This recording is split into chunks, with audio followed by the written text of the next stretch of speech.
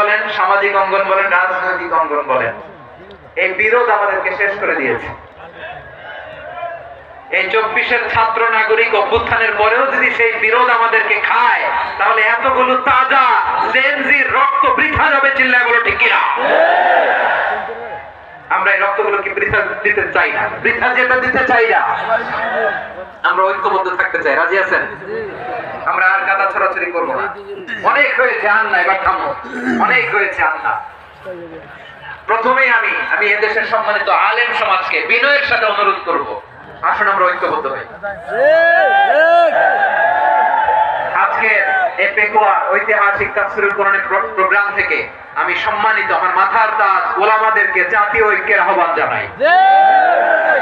পেকুয়ার এই ঐতিহাসিক তাফসীরুল কোরআনের প্রোগ্রাম থেকে আমি আমার সম্মানিত রাজনৈতিক ব্যক্তিবর্গদেরকে জাতীয় ঐক্যের আহ্বান জানাই।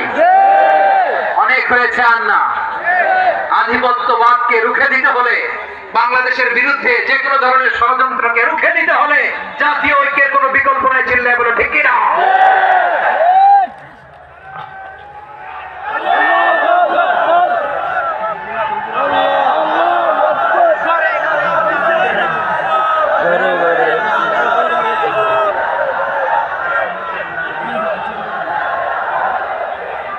আমার প্রিয় ভাইরা, আমার ভাইরা,